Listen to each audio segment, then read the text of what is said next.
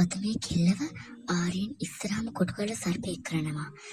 ආර්යන් මේ නාගයාට වෛර කරන්න පටන් ගත්තම රුචිකටි බෙම මාවෝනි වෙයි. මම ආවර්චිකා ඔයාලට ගොඩක් ස්තුතියි. මගේ රූපෙන් මේ දවස් තුනේ හිටියට දැන් මම සූදානම් මගේ ඉදිරි පරිගණින් කරන්න. ආර්යන් කොහෙද?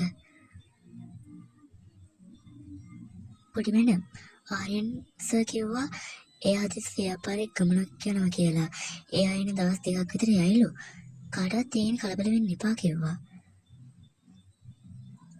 ආර්යන් නැහැ.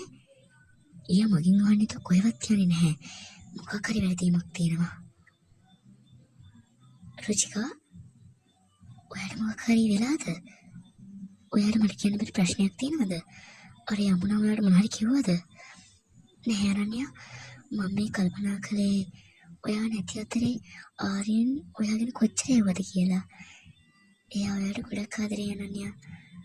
මට ඒක දකිනකොට සතුට හිතුණා. ඔව් රුචිකා ආර්යන් කියන දෙවියෙක් වගේ මිනිස්සෙක්. ඒත් මේ පවුල විනාශ කරපු සේනගේ පුතා වෙන එක තමයි මට තියෙන ලොකුම වේදනාව.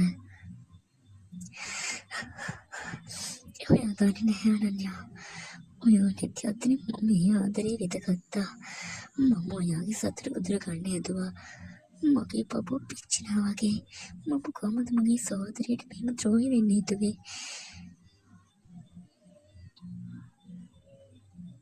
ආර්යන් මේ වෙලාවෙන් ගියේ කොහෙද? මේ කණණිගේ වාසනාවෙන් නැති. ඒත් මම අත්හරින්නේ නැහැ. රුචිකාගේ හිතේ තියෙන ඒ ආදරේ කින්දරක් කරලා මම මේ ගෙදර මරු කරලා දානවා. රුචිකට ආර්යන්ව ඕනේ නම් එයාට සිද්ධ වෙනවා නම් ඒව නැති කරන්න. ආර්යන් ඔයා නැති මේ ගෙදර මට අපායක් වගේ. ඔයා ආදරේ කරන්නේ මට නෙවෙයි අනන්‍යට කියලා මම දන්නවා. ඒත් මගේ හිතට ඒක තේරුම් කරලා දෙන්න මට බෑ. අනන්‍ය මට සමා වෙන්න. මට ඔයාට මේ දේවල් කියන්න බෑ.